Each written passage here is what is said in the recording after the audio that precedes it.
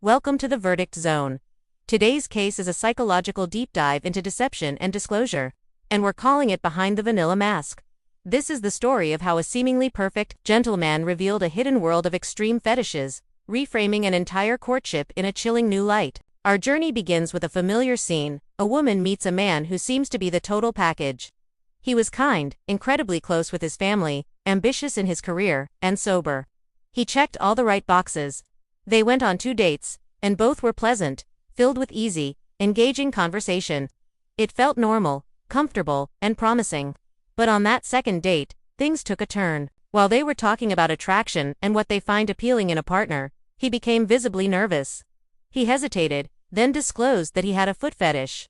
Now, our submitter is an open-minded person. She didn't recoil or judge. Instead, she leaned in with curiosity and asked him some questions to understand him better. This is where the story starts to unravel. He admitted that in the past, he had paid for services to satisfy these specific needs because they were so integral to who he was. Then, he introduced a term she had never heard before: crush fetish. He immediately warned her not to look it up online, which of course, only heightened the mystery and the sense of unease. He explained that there were 2 levels to this fetish. The first level involved insects, and he confessed that this was his specific area of interest. The second level, he clarified, involved small vertebrates, which he assured her was not something he was into. In that single, bizarre moment of confession, the entire history of their short relationship completely transformed. Every innocent comment, every casual exchange, was suddenly seen through a disturbing new lens. Think about it. In their previous conversations, she had casually mentioned dealing with a pest problem in her home. The kind of everyday annoyance most of us have dealt with. Now, she realized that to him, this wasn't just a story about roaches or ants. He had found it exciting. It was a source of arousal.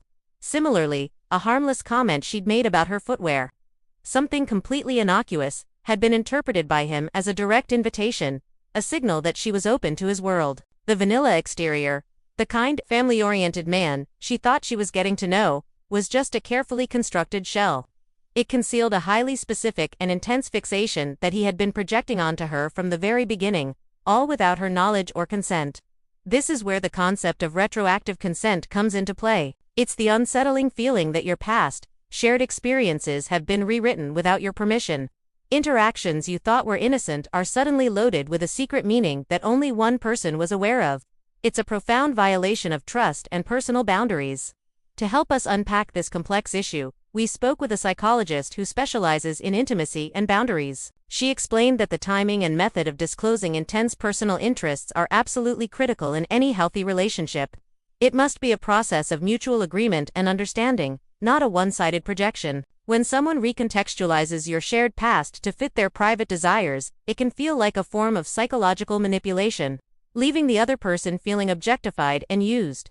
The trust that was being built is instantly shattered, replaced by suspicion and a sense of deep unease. This bizarre and disturbing scenario forces us to ask some really tough questions. When does a personal preference, even an unusual one, cross the line and become a predatory lens through which someone views the world? At what point does seeing everything through the filter of a highly specific desire stop being about personal interest and start being about objectifying others? And most importantly, what are the ethics of rewriting a shared reality without the other person's agreement? Is it ever okay to let someone believe a relationship is one thing, while you secretly experience it as something entirely different? These are the moral judgments we need to ponder.